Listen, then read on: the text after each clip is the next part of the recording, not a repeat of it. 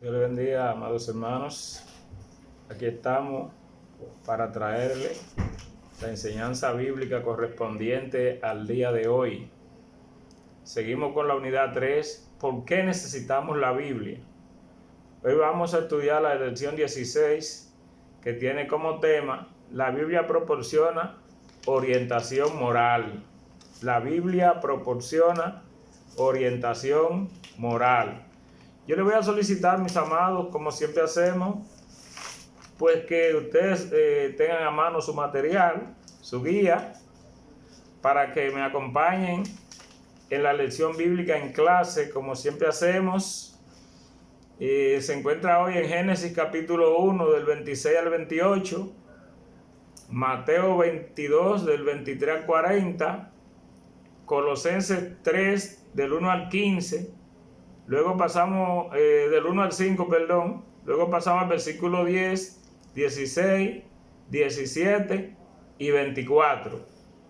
Esos versículos vamos a estar considerando para el estudio que tenemos hoy, y así ustedes leen y están familiarizados para que así puedan irse familiarizando pues con los conceptos que vamos a estar emitiendo en este día, en este estudio que vamos a estar desarrollando.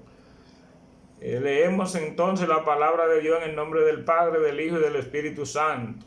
Y entonces dijo Dios: hagamos al hombre conforme a nuestra imagen, conforme a nuestra semejanza, y señorece en los peces del mar, en las aves de los cielos, en las bestias, en toda la tierra, y en todo animal que se arrastre sobre la tierra. Y creó Dios al hombre a su imagen, a imagen de Dios los creó, varón y hembra los creó. Y los bendijo Dios y le dijo: fructificad y multiplicad, llenad la tierra y sojuzgadla, y señoread en los peces del mar, en las aves del cielo, y en todas las bestias que se mueven sobre la tierra. Jesús le dijo: amarás al Señor tu Dios con todo tu corazón y con toda tu alma y con toda tu mente. Este es el primer y grande mandamiento.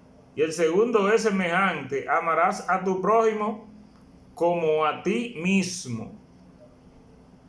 De estos dos mandamientos depende toda la ley y los profetas. Sí, pues habéis resucitado con Cristo, buscad las cosas de arriba, donde está Cristo sentado a la diestra de Dios.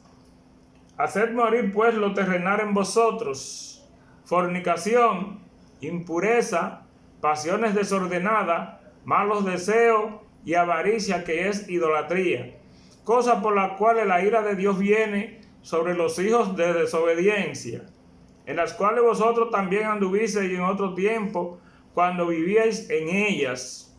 Pero ahora dejad también vosotros todas estas cosas: ira, enojo, malicia, blasfemia, palabras deshonestas de vuestra boca. No mintáis los unos a los otros, habiéndoos despojado del viejo hombre con sus hechos, y revestido del nuevo, el cual conforme a la imagen del Dios que creó se va renovando hasta el conocimiento pleno. La palabra de Cristo mora en abundancia en vosotros, enseñando y exhortando unos a otros en toda sabiduría, cantando con gracia en vuestros corazones al Señor con salmos e himnos y cánticos espirituales. Y todo lo que hacéis, sea de palabra o de hecho, hacedlo todo en el nombre de Jesús, dando gracias a Dios Padre por medio de Él, sabiendo que del Señor recibisteis la recompensa de la herencia, porque a Cristo el Señor servís. Gracias a Dios por su palabra. Vamos a estar hablando, hermano, como les dije ya, pero vamos a tratar el primer punto, la base de la moralidad bíblica. La base de la moralidad bíblica. Sobre ese punto vamos a estar hablando. Nosotros sabemos que hablar de moralidad en este tiempo es un poco complicado. Hay en muchos lugares que inclusive cuando se habla de moral hay conflictos, disensiones, hay muchas veces contienda, porque hay mucha gente que dicen que este tema ya está pasado de moda. que este tema no aplica, que este tema ya no se usa y que solo excepcionalmente, de forma personal, algunas personas hacen uso de él. Pero nosotros como creyentes, hermanos, tenemos que ver las cosas diferentes a como la ve el mundo, y para nosotros el tema de la moral tiene mucha importancia. Recordemos que la palabra de Dios establece que la humanidad, los seres humanos, fuimos creados a imagen de Dios, a semejanza de Dios, por lo que para nosotros el tema de la moralidad tiene que ser de gran prioridad, aunque para muchos no, pero para nosotros como cristianos que hemos llamado a ser santos, la moralidad tiene prioridad, porque sin moral no hay santidad. Nosotros que somos nueva criatura en Cristo, hemos cambiado la visión que teníamos de lo bueno, de lo malo, o de lo normal o lo anormal. Ahora vemos las cosas, hermano, conforme a como la palabra de Dios establece. Entonces la lección que tenemos para hoy, este estudio va a estar compuesto principalmente por 2 puntos que van a generalizar todo el contenido de este material. Primero vamos a estar hablando acerca de la moral, y el segundo punto que vamos a estar tratando es acerca de cómo nosotros como creyentes debemos vivir en esta tierra. Entonces, si nos vamos al Antiguo Testamento, nosotros vemos, hermanos, que las naciones paganas tenían su creencia muy particular acerca del origen del mundo, acerca del origen del universo, conforme a como Dios establece en su palabra que fue la creación. Hay mucha diferencia con relación a lo que estas naciones paganas establecían, y en la Biblia están contenidas las diferencias. Vemos que la Biblia establece que hay un solo Dios verdadero y que Él es el creador de todo el universo. Pero las naciones paganas, adoraban diversos dioses. Entonces la Biblia dice que nuestro Dios es santo y que Él llama a todo su pueblo a que sea santo. Mientras que los dioses falsos eran amorales, por lo que ellos no tenían base para saber el bien y el mal. Entonces nosotros sabemos que Dios es bueno, hermano. Dios creó el universo, Dios creó el mundo, creó a la humanidad para que se mantenga, para que sea continua, y a nosotros nos ha dado la autoridad de tener todo dominio sobre toda la creación, por lo que nosotros somos los administradores de los recursos de Dios. Pero el punto culminante y central de este escrito de Pablo es cuando Pablo habla acerca de la creación de la humanidad. Entonces esto a nosotros nos deja bien claro, conforme a lo que está establecido en la palabra, que cada persona, hermano, realmente es racional, excepcionalmente racional. Cada persona es excepcionalmente racional, y cada persona también es moralmente responsable. Pues todas las personas fuimos creados, hermanos, con la facultad de que conociéramos el bien y el mal, de que supiéramos el bien y el mal. Por eso a nosotros se nos llama a que vivamos para Dios, a que llevemos una vida agradable a Dios, y no aquellas cosas que no agradan al Señor, sino que nosotros hagamos solo aquellas cosas que agradan a Dios. Entonces esto nosotros no lo hacemos como cumplimiento de un código de conducta, sino nosotros lo hacemos porque vamos de mano con nuestro Dios, no por un código de conducta que nosotros estamos obedeciendo, sino por nuestra relación plena con Dios. En una ocasión, Jesús, estando con sus discípulos, uno de los que acompañaban a Jesús le pregunta cuál es el más grande mandamiento.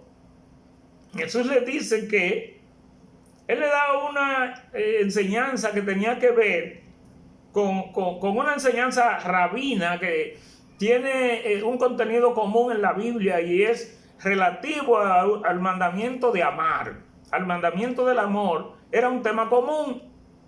Entonces eso significa que el primer mandamiento es amar a Dios con todo nuestro ser, amar a Dios sobre todas las cosas. Y el segundo de estos mandamientos es amar a su prójimo como a usted mismo. O sea que este se refiere a la relación entre nosotros los seres humanos, pero que tenía como base o tiene como base el amor. Significa que este resumen que Dios hace de la tabla de los 10 mandamientos, del decálogo, en 2 mandamientos, es el fundamento de la obediencia. Ese es el fundamento de la obediencia. Entonces, como ese es el fundamento de la obediencia, nosotros como creyentes, tal vez nos preguntemos, ¿qué es el amor de Dios? Nosotros podemos decir que el amor de Dios es activo, el amor de Dios es positivo, pero que también encierra compromiso. Por lo que esta es realmente la base. El amor de Dios es la base, es la bujía de hacer el bien y es la norma para una regla de moralidad exacta como se debe llevar. Entonces, cuando Dios da y dice estos mandamientos, ¿cuáles son? Nosotros tenemos, si no estamos a la altura de poder dar cumplimiento a este mandamiento que Dios dice, amarás a tu prójimo como a ti mismo, el segundo mandamiento de la ley, debemos pedirle a Dios que nos ayude a nosotros poder cumplir con este segundo mandamiento de la ley que Dios da a cada creyente. Porque en esto nosotros estamos obedeciendo, este es el fundamento de la obediencia. Cada uno de los creyentes, hermanos, hemos sido resucitados para una nueva vida en Cristo. Porque mientras nosotros andábamos muertos en nuestros delitos y pecados, Él nos infundió vida. Entonces Pablo nos dice aquí en Colosenses 3, si tú fuiste resucitado juntamente con Cristo, entonces debe haber cambiado o tiene que cambiar tu estilo de vida, tu forma de vida. Y eso incluye la esperanza de vida eterna. Porque esta realidad de la resurrección con Cristo también cambia el destino eterno del creyente. Y así como cambia el destino eterno del creyente, también debe cambiar nuestro estilo de vida en la actualidad. ¿Cómo nosotros debemos vivir en la tierra? Pues ya nuestro ámbito no es la tierra. Nuestro ámbito es el cielo, porque nosotros ya no somos ciudadanos de este mundo, somos ciudadanos del cielo. Por lo que tenemos que poner las miradas en las cosas de arriba, donde está el Hijo sentado a la diestra del Padre. Pues ya nosotros no tenemos pues que fundarnos en lo que son los valores de este mundo, sino estar fundados en los valores que estén relacionados con el reino de Dios. Porque realmente nuestro ámbito espiritual es Jesucristo en Dios. Entonces, como es Jesucristo en Dios, nosotros tenemos que estar siempre centrados en las cosas del reino, en las cosas de arriba, en las cosas de Dios, porque nosotros estamos guardados en Cristo, por lo que nuestro vínculo espiritual en Dios es Jesucristo. Él es nuestra vida y nosotros tenemos que ver realmente la vida desde ese punto de vista de que vamos a verla en su plenitud cuando Cristo venga, cuando Cristo regrese por nosotros aquí a la tierra. Entonces, nosotros como creyentes, hermanos, tenemos que mostrar realmente nuestra vida y que nuestra vida sea creíble. ¿Cómo nosotros podemos mostrar nuestra vida y que nuestra vida sea creíble? Pues con nuestras acciones, con nuestro estilo de vida. Por eso el apóstol Pablo, aquí en Gálatas 3, usa 3 imperativos para aplicarlo al creyente, a la forma de vida que debe tener el creyente aquí en la tierra. Esos 3 imperativos o 3 palabras que Pablo usa para darnos a conocer cuál debe ser nuestra forma de vida aquí en la tierra, cómo nosotros debemos caminar, cuál debe ser nuestro estilo de vida. Pablo primero dice que debemos hacer morir. Él utiliza este imperativo, hacer morir. ¿Pero hacer morir qué? Hacer morir lo terrenal en cada uno de nosotros. Y da una serie de cosas que nosotros debemos hacer morir como creyente, como es la fornicación, las impurezas, las pasiones desordenadas, los malos deseos, la avaricia, que es idolatría, dice el apóstol Pablo. Eso no debe formar parte de la vida de un cristiano. Y él pasa a un segundo imperativo, a una segunda palabra que tiene que ver mucho con nuestras emociones. Y dice Pablo que tampoco debe ser parte de la vida de un cristiano la ira. Tampoco debe ser parte de la vida de un cristiano el enojo. Tampoco debe ser parte de la vida de un cristiano la malicia. Tampoco debe ser parte de la vida de un cristiano la blasfemia, ni las palabras deshonestas, hermano, que salen de nuestra boca, dice Pablo. Son conductas que nosotros debemos hacer morir, hacer desaparecer de nuestras vidas como creyentes, porque andábamos en ella en otro tiempo, pero en este tiempo debemos hacerlas morir. Ese es el versículo 8, donde Pablo habla de aquellas conductas emocionales, como la mentira, el enojo, la malicia y las palabras deshonestas. Pero en el versículo 9, de aquí de Gálatas 3, el apóstol Pablo nos llama y utiliza otro imperativo y dice no mentir, pero no mentir los unos a los otros. Y nos llama o nos dice, nos ordena que nos despojemos del nuevo hombre, de ese nuevo hombre que está viciado, conforme a los deseos de la carne, y nos revistamos de ese nuevo hombre que ha sido creado a imagen de Dios y que va creciendo cada día hasta el conocimiento pleno. Eso es para que nosotros entendamos, hermano, que nosotros como creyentes no podemos practicar estas cosas porque provocan la ira de Dios, sino que debemos de hacer morir cada una de estas cosas. Pero ¿cómo hacer morir cada una de estas cosas que son inconductas que el cristiano no debe seguir? Lo primero que usted debe hacer, hermano, es ponerse en los brazos de Cristo. Entregarse plenamente a Jesucristo, porque solamente con su ayuda, solamente con su amor, nosotros podemos hacer morir estas inconductas que no deben formar parte de la vida cristiana, e interactuando los unos a los otros como cuerpo de Cristo. Esto solo puede hacerse morir con el amor de Cristo. Esto puede hacerse morir, hermano, cuando interactuamos los unos con los otros y hay perdón recíproco entre cada uno de nosotros. Esto puede suceder cuando nosotros ponemos a plenitud el uso de esas virtudes que Jesucristo reflejó en ese amor que nos mostró. Jesucristo fue el máximo ejemplo de perdón para la humanidad. Entonces, en ese máximo ejemplo de perdón, nosotros tenemos que entender que el perdón mutuo es algo imprescindible en la vida de cada uno de nosotros. ¿Cómo tú despojarte de todas esas emociones, como es la avaricia, como es la ira, como es el enojo, como son esas palabras deshonestas que a veces salen de la boca del creyente? Dice Pablo que te deshaga de ella como cuando tú te deshaces de una ropa sucia y vieja. Pero debes deshacerte de ella, porque tú debes mostrar una nueva vida en Cristo Jesús, que solo se muestra a través de ese amor que Él nos mostró y de las virtudes que Él reflejó mientras estuvo en esta tierra.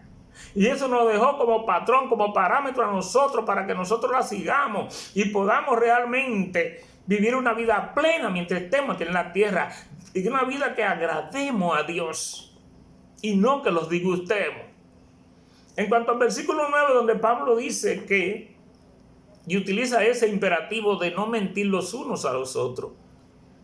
Pablo dice, despojado de ese viejo hombre que está viciado, ese viejo hombre conforme a los deseos de la carne no debe imperar o morar en nosotros, sino que nos revistamos de esa nueva criatura que Dios ha puesto en nosotros y que podemos ir creciendo cada día en ella hasta que alcancemos el pleno conocimiento.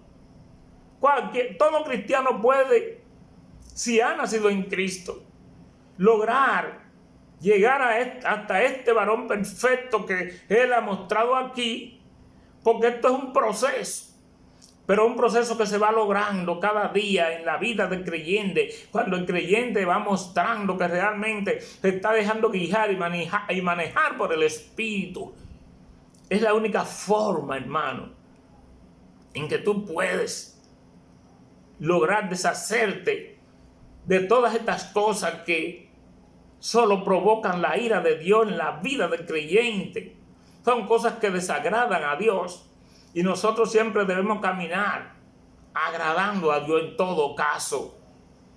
Nosotros, hermanos, tenemos que parecernos cada día más a Cristo. A eso es lo que la Biblia nos llama, a que nos parezcamos cada día más a Cristo. Pero para parecerse cada día más a Cristo, usted como cristiano tiene que pasar por un proceso. Tenemos todo que pasar por un proceso de limpieza y renovación de nuestra alma. Y que ese proceso de limpieza y renovación de nuestra alma también incluye, hermano, la forma en que interactuamos los unos a los otros como cuerpo de Cristo. Es la manera en que nosotros podemos lograr parecernos cada día más a Cristo y poniendo en práctica el amor que Cristo mostró mientras estuvo aquí en la tierra. Es el ejemplo que nosotros podemos seguir para nosotros cada día, porque es el ejemplo nuestro a seguir, parecernos cada día más a Cristo cuando tú te sometes a ese proceso de crecimiento espiritual al que debe estar sometido todo creyente en esta tierra. Esa es la única forma en que nosotros podemos mostrar al mundo nuestra vida y que sea creíble nuestra vida. Sea creíble ¿cómo? Por medio de nuestras acciones y por medio de nuestro estilo de vida. Porque si nosotros realmente hemos resucitado con Cristo, como todo creyente ha resucitado, porque nosotros, mientras andábamos muertos en nuestros delitos y pecados, Cristo nos infundió vida. Entonces nosotros resucitamos para una nueva vida en Cristo Jesús. Entonces, si nosotros resucitamos realmente, tenemos que mostrar un cambio que sea visible, que sea palpable en nuestras vidas. Porque ese cambio también incluye el cambio de esa esperanza que es la vida eterna. Esa relación con Cristo que incluye esa resurrección con Él, cambia realmente tu entorno eterno, hermano. Y si cambia tu entorno eterno, también debe cambiar tu estilo de vida actual. Por lo que nosotros ya no podemos poner nuestra mirada en las cosas de la tierra que perecen, sino que tenemos que poner nuestra mirada en las cosas del cielo, donde está nuestro Señor Jesucristo sentado a la diestra del Padre. Tenemos que entender que ya nuestra ciudadanía no es de esta tierra, sino que nuestra ciudadanía es del cielo. Tenemos que entender, hermano, que nuestra vida está guardada en Cristo en Dios. Y que nuestro ámbito espiritual en Dios es Cristo. Y que si la vida para nosotros es Cristo, es el fundamento, nosotros vamos a ver la realización de esa vida en toda su plenitud cuando Cristo venga por su iglesia, cuando Cristo venga por cada uno de nosotros. Pero tenemos que dar muestras claras y palpables de que realmente ha habido un cambio, que ha producido una transformación en nuestras vidas, como realmente debe ser producida. En una ocasión en que Jesús, reunido con sus discípulos, enseñaba, alguien que estaba dentro del grupo le pregunta a Jesús: Señor, ¿Y cuál es mi prójimo? ¿Cuál es el prójimo nuestro? Y yo diría en esta hora, el prójimo tuyo es cualquier persona con la que tú tengas contacto en este día. Y esa es una persona que tú debes amar. Para eso necesitas, hermano, compasión. Para eso necesitas respeto por cada uno de los seres humanos que ha sido creado a imagen y semejanza de Dios. Aunque parezca algo un poco duro y un poco difícil, tú tener que amar como a ti mismo, a la otra persona, es algo que es imprescindible y necesario en la vida del creyente, porque aquí se resume el segundo mandamiento de la ley y es el fundamento de la obediencia para Dios, porque tiene la base fundamental de la enseñanza que Cristo dio cuando le dice y le habla del primer y el segundo mandamiento, esa base que es el amor, que había que tenerla presente primero para amarlo a Él con todo nuestro ser. Y es también la base de la interacción entre nosotros como personas, entre nosotros como creyentes, que nosotros nos amemos el uno al otro, realmente como Él mandó, porque en esto Jesucristo descompuso los 10 mandamientos, en esto los resumió, y son el fundamento de la obediencia.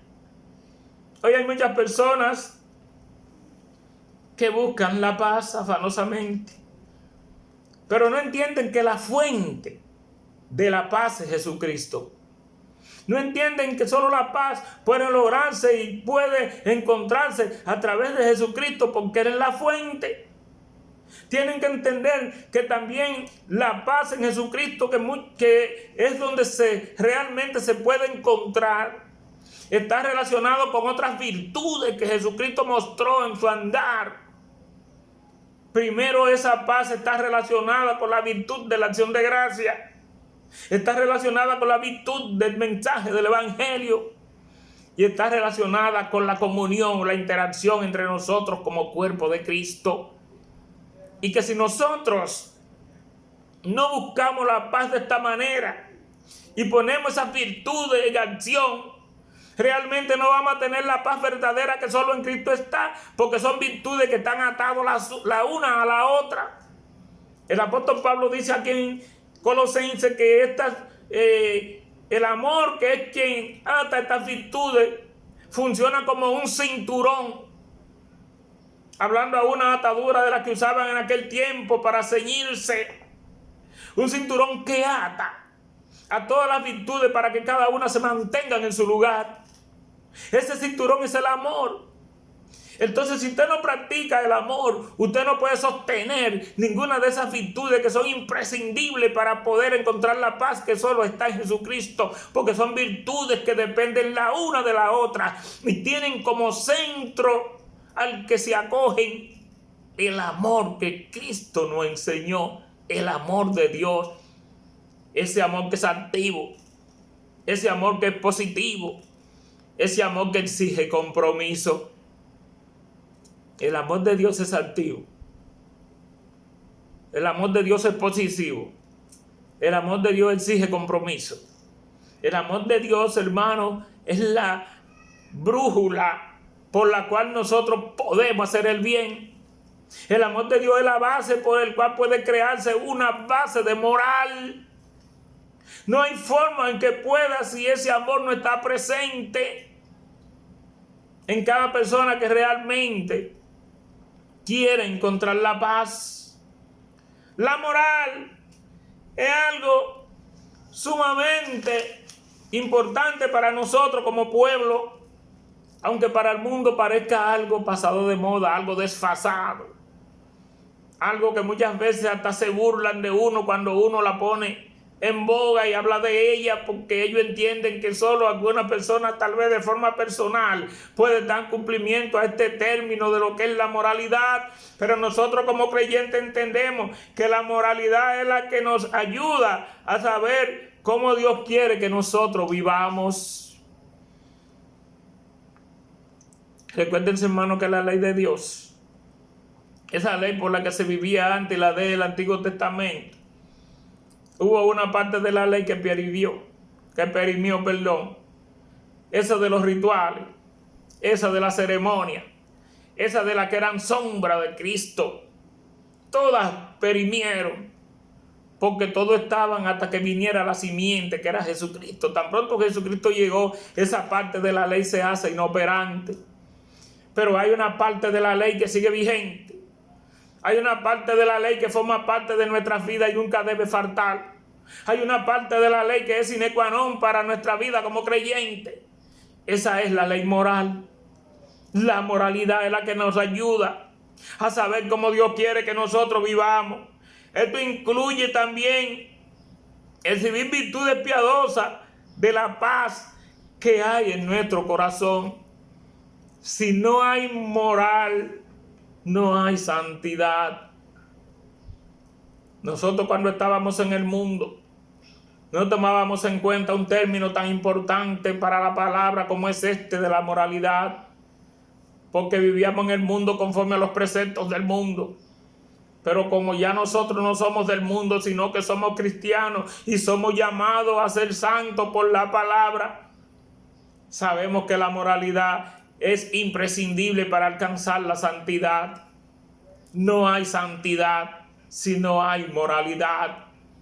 Ese es un punto importante para nosotros como creyentes mantener siempre en boga, y aunque muchos a veces seamos objeto de burla muchas veces por expresar estas virtudes que para la gente no tiene sentido y es algo que está en desuso, es algo que ellos lo consideran como obsoleto.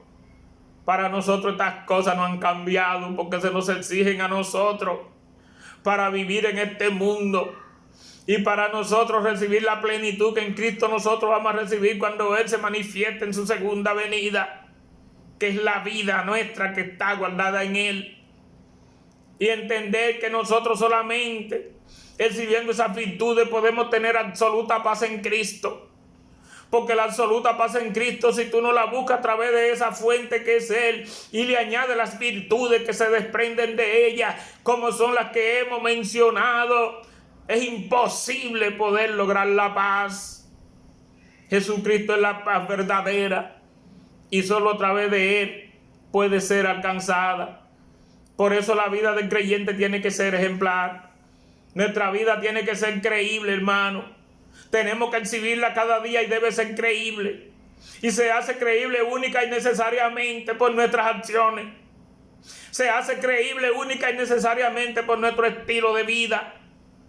Se hace creíble única y exclusivamente cuando tú pones en boga el amor de Cristo. Porque no hay forma de tú poder mostrar tu vida al mundo y que sea creíble, que no sea cuando el mundo ve en ti una transformación como persona. Cuando ellos ven ya que tú has pasado por el proceso. Cuando ellos ven que tu alma ha sido limpia y purificada. Hasta que ellos no ven la interacción que hay entre nosotros como cuerpo de Cristo, no se entiende realmente que ha habido una purificación. Y es lo que hace que nosotros cada día nos parezcamos más a Cristo. Por lo que nosotros, hermanos, como dice el apóstol Pablo, tenemos que despojarnos de ese viejo hombre que está viciado conforme a los deseos de la carne. Y debemos revestirnos de ese nuevo hombre que ha sido creado a la imagen de Cristo y va creciendo cada día hasta alcanzar el conocimiento pleno. Y que cada creyente puede lograr alcanzar el crecimiento pleno, a que este nuevo hombre va a ser elevado si realmente se ha despojado de cosas que a veces son comunes en la vida de muchos creyentes, como son esas emociones que producen ira, que producen enojo, que producen avaricia y palabras deshonestas. Son emociones negativas, son inconductas que provocan la ira de Dios y que nosotros como creyentes tenemos que hacer morir. Pero solo tú como creyente puedes hacer morir estas emociones negativas, estas inconductas, cuando tú te abrazas a Jesucristo. Cuando tú te entregas a Él y dejas que sea Él quien guíe y conduzca tu vida, y tú tomes realmente su ejemplo y ese amor que Él expresó. Cuando tú interactúas con tu hermano sobrellevando la carga del otro, tú realmente estás mostrando que eres capaz de despojarte de esas emociones negativas que producen en ti, acciones que son de tu vida pasada y que pertenecen al viejo hombre, de que tú debes despojarte y revestirte, debes revestirte de ese nuevo hombre que ha sido creado a la imagen de Dios. Y no es para que se quede ahí, sino que ese nuevo hombre va creciendo cada día hasta llegar al conocimiento pleno. Es un proceso, hermano, que tú debes seguir cada día. Esto no se logra de la noche a la mañana, eso lo sabemos. Tenemos que esforzarnos por nosotros ir creciendo cada día, experimentando ese crecimiento espiritual que es tan necesario en nuestra vida, para que nosotros vayamos alcanzando el nivel a que nosotros tenemos que llegar, que es al conocimiento pleno.